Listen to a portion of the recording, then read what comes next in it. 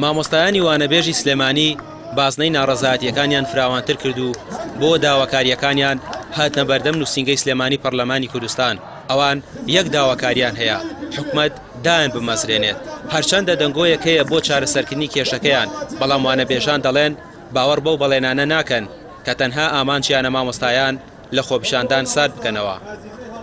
لە 2014 پرۆسەی خوێندن بەم شێوە ئەڕوا. من خۆم لە مەکتەبێکم بڕواو هەبێ لە 1 بۆ 6 سوێن بەخوا خوێنەواریان نییە. پۆلەکانی پێکمان 11 پیتیان ماوەی ئێشتاهین بکەن تەواوی کەنی کوردی، هیچی خوێنەواری نییە. یعنی ئەگەر ئاوا بڕوا جیلێکی نەخوێنەواری نەفامی نەزان بەرۆکی ئەم کۆمەڵگایە گرتووە. داوا لە دایک و باوکەکەین تەنها پەروەردە نییە، تەنها ئەوە نییە تۆ مناڵەکە و بەخێوکەی با مشوری پەروەردەی بخوێنین، بەوە نییە کە مناڵەکە و جلی جوان و پێڵای پاک و تەمیزی لەبەرکەیت و بیکەیتە مزوج بۆ ئەو خەڵکە.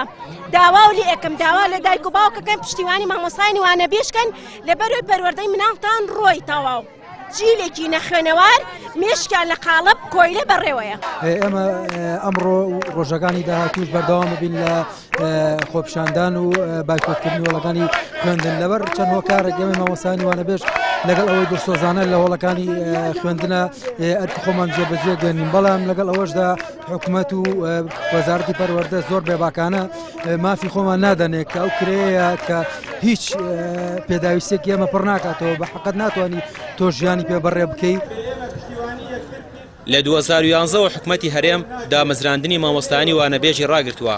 نەک تەنها ئەوە، پێشتر موچەیەکی دیاریکراویشان هەبوو، بەڵام ئەوی چەند ساڵێکە بڕاوە و ئێستا تەنها لەسەر بنەمای وانەوتنەوە پارەیان پێدەدرێت. ئەویش چ پارەیەک؟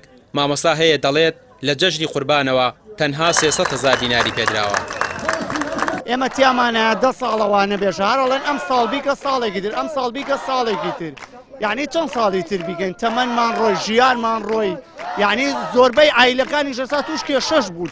مامۆستامانەیە کرێ هاتوچۆی مانگی 4 نەیەوە کە دەوام بووە، یا مانگی 5 و 6 نەیەوە.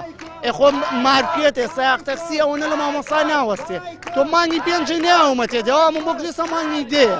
یعنی من چ بەڵێنێ لەسەر وەزارەتی دارایی وەزارەتی پەروەردە لەگەڵ ڕێزمە هەڵ بچنم. یعنی کە مناڵم بۆ ڕێکێکێکی تر خرایە شوێن ڕێک وازیان لە من هێنا من لە ماڵەمەوە 2 ساڵە دەرکراوی لە ئیشەکە. یعنی وتیان ناکرێت تۆ بەم حاڵەوە ئەبێ دەوام بکەی.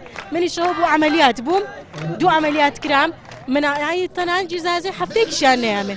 ڕێک وازم لێ هێنا و لە ماڵەوە دانیشت. دوای ئەو فشارە چەند ڕۆژەیی مامۆستایانی وانەبێژ لە سنووری پارێزگای سلێمانی وەزیری پەروەردە و دارایی ناچار کرد بێنە دەنگ، بەڵام وەزیری پەروەردە دەڵێ بڕەپارەیەک دەدرێتە مامۆستایانی وانەبێژ.